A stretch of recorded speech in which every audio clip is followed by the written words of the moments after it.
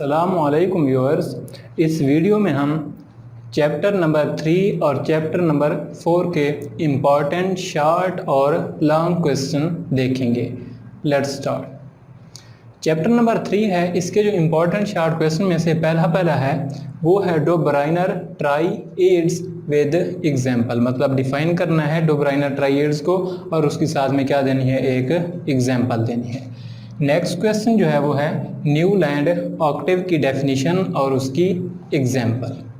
Next question है differentiate between Mendeleev and modern periodic law. Mendeleev का जो periodic law था वो एटॉमिक मास की बेस पे था और मॉडर्न जो है वो एटॉमिक नंबर की बेस पे है।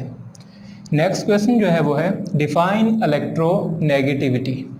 इलेक्ट्रोनेगेटिविटी की डिफाइन करनी है, डेफिनेशन लिखनी है, उसके बाद इसके साथ में एग्जाम्पल देनी है।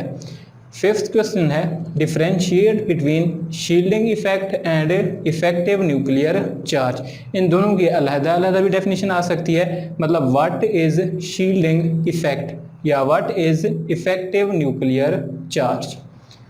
आगे हैं लॉन्ग क्वेश्चन इस चैप्टर के। पहला जो लॉन्ग क्वेश्चन इंपॉर्टेंट में से आता है वो है define ionisation energy and write its trend in periodic table. मतलब इन ग्रुप्स एंड पीरियड्स में आपने इसका क्या करना है, ट्रेंड लिखना है कि आयोनाइजेशन एनर्जी ग्रुप में इंक्रीज होगी या डिक्रीज होगी या पीरियड में इंक्रीज होगी या डिक्रीज होगी।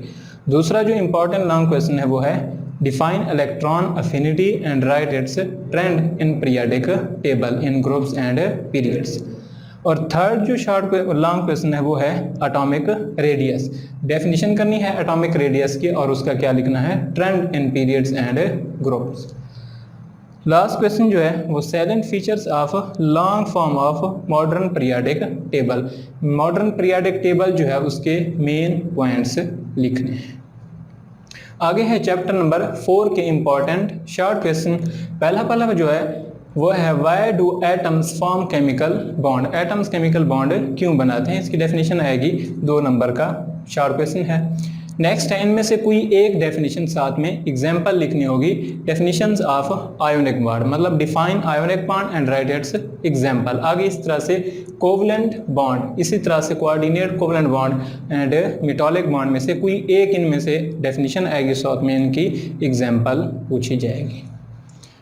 और तीसरा जो इसका शॉर्ट क्वेश्चन है वो है single double triple covalent bond की डेफिनेशन लिखनी होगी और साथ में इनकी एग्जाम्पल देना होगी। Single double and triple covalent bond with example.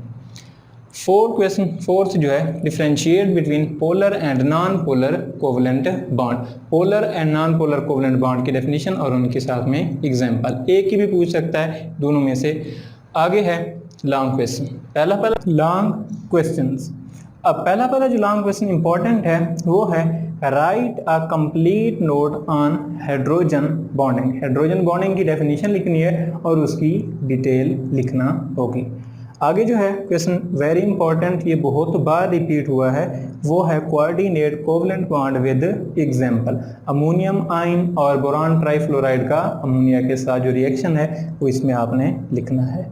और लास्ट क्वेश्चन जो है वो होता है ionic bond. Define ionic bond and explain it with the help of sodium chloride और पोटाशियम क्लोराइड की मदद से एग्जाम्पल देकर आपने इसको एक्सप्लेन करना है। Thanks for watching.